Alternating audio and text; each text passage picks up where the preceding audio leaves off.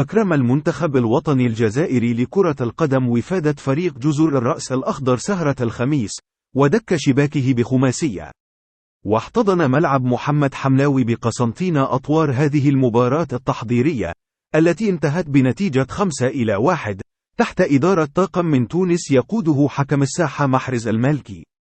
وسجل أهداف الجزائر كل من المهاجم محمد الأمين عمورة في الدقيقة 12، ومتوسط الميدان حسام عوار في الدقيقتين 39 و41، ورامي الزروقي في الدقيقة 61، والقناص إسلام سليماني من ركلة جزاء في الدقيقة 89. ورفع عمورة غلته إلى 5 أهداف دولية، بينما بات زروقي يملك رصيد هدفين، في حين افتتح عوار العداد.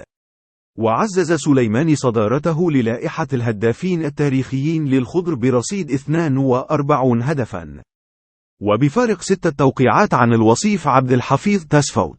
واهتزت شباك الحارس الجزائري أنطوني مندريا بهدف من جزر الرأس الأخضر في الدقيقة 55. وزج الناخب الوطني جمال بالماضي في مواجهة جزر الرأس الأخضر بتشكيل أساسي، بدا وأنه يضم إلى حد كبير خيرة عناصره، مع تطعيمه بالوافد الجديد ومهاجم ناديران الفرنسي أمين جويري. وسيطر زملاء القائد والجناح رياض محرز في هذه المباراة بالطول والعرض على منافسهم منتخب القروش الزرقاء، وأظهروا تحكما مثاليا في مجريات اللعب.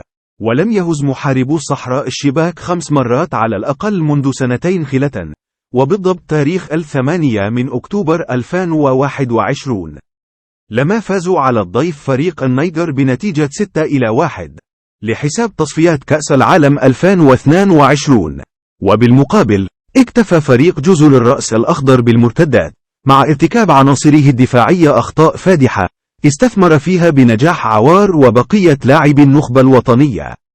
وبعد هذا الامتحان الرياضي المفيد، سيخوض المنتخب الوطني الجزائري لقاء وديا آخر، يجرى أمام مصر بمدينة العين الإماراتية مساء الاثنين المقبل.